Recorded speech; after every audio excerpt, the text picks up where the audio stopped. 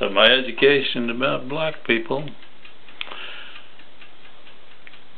The last story ended when when Lieutenant John Cannon, who incidentally was headed to the same 187th Airborne that I was going to. We were both members to be of the 187th Regimental Combat Team, the only paratroop group involved in the Korean War. The 187th had already made their combat jump and was back at Beppu, Japan, and that's where we joined them. Captain to be Cannon. A big, physically fit man, an intelligent man, a good man. What a good thing he did there on that boat.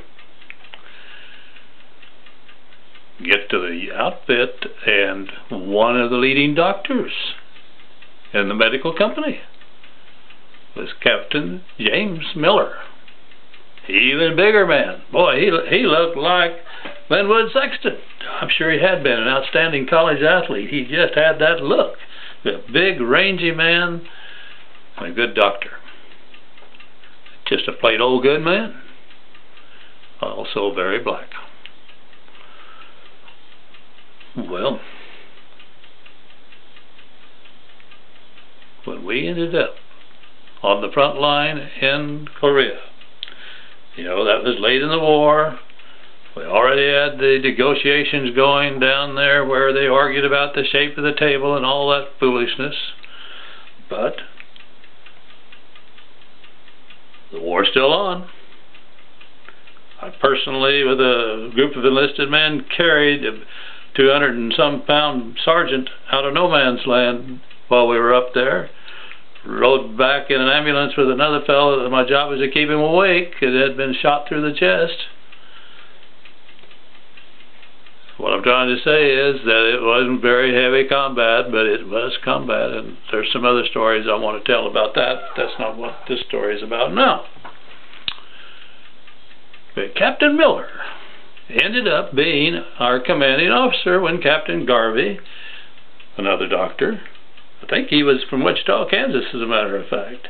When Captain Garvey rotated, Captain Miller became the commanding officer of the medical company of the 187th Airborne Regimental Combat Team.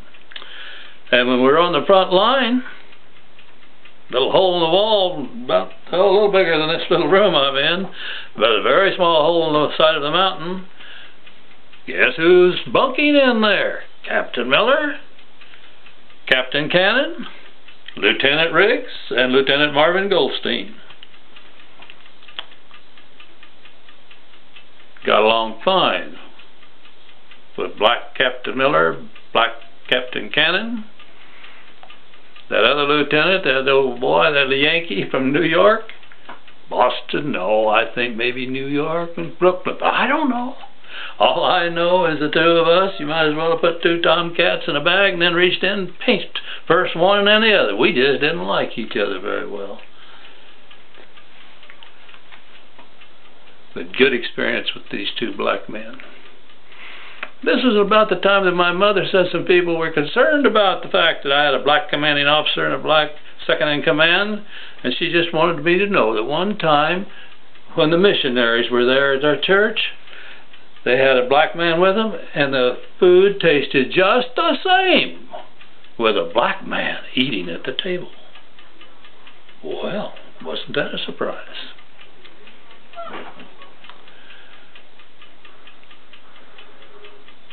The day I rotated, Captain Miller said to me, "Didn't you tell me that the adjutant had told you that you could be rotating to go home?" And I said, "Yes."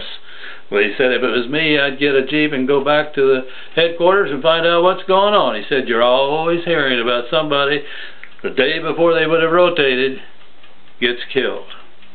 Well, you know, we weren't getting a lot of ammunition coming in on us or a lot of bombing, but once in a while. I got a jeep, went back, and before the day was over, I had orders, went back, dark 30. I was eating, and Captain Miller came by. He said, "What'd you find out?" I said, "I've got the orders here." He said, "Well, if I was you, I'd go down to the base tonight and see if there's a plane going out. I wouldn't run any risk." That's permission granted, and I got my stuff together. Felt bad later. Never really said goodbye properly to a lot of the guys that I'd like to have said goodbye to. Well, time goes by, and I'm out. Well, by the way, they're in the Army. There in the Army, I was managing, or whatever you want to call it. I was in charge of a baseball team, and one of our black enlisted men was I was a catcher, very good catcher.